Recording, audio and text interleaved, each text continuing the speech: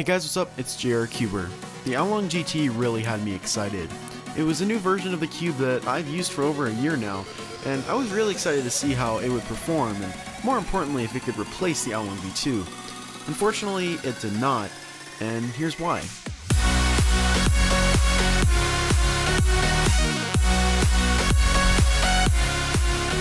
The Aolong GT was released with the purpose of adding more stability, fewer corner twists, and an overall greater speed cubing experience.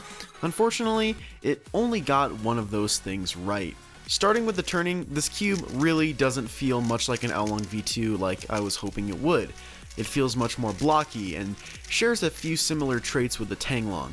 I can't say it really feels like the Tanglong, but it doesn't feel like an Aolong either. Since it was stated that this cube was supposed to increase stability, I was expecting it to be at least as stable as the Aolong V2, but instead the GT is actually a very wobbly, blocky cube. Corner cutting is nothing out of the ordinary, past 45 with nearly a full piece of reverse.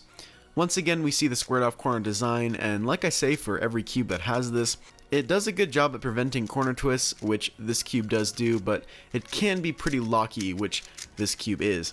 Locking was the biggest downfall of this cube for me. The amount of locking this cube gets is far beyond whatever happens on my V2. I think that this design just wasn't meant for the squared off corners. Oh yeah, and about the design, it's exactly the same as the Aolong V2, but just with squared off corners and maybe just a couple other small things. So what exactly does that say about the GT, and Moyu for that matter?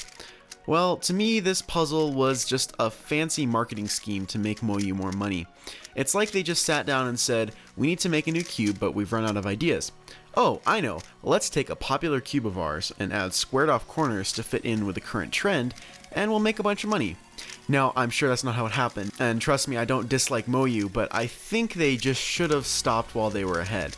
When Moyu first started, they made great puzzles like the Aolong, the Aolong V1, and of course the Aolong V2, but after that, I think they just should have stopped instead of continuing to make more and more 3x3s that can hardly be distinguished from one another. Now remember, these are all just my opinions, just my take on things, and for the record, I do think the Aolong GT is a good cube, it's just not what I hoped it would be. I hoped that this could be the distinguishing cube that stood out from the rest of the recent Moyu puzzles, one that would really stick around. Unfortunately, this is not that cube.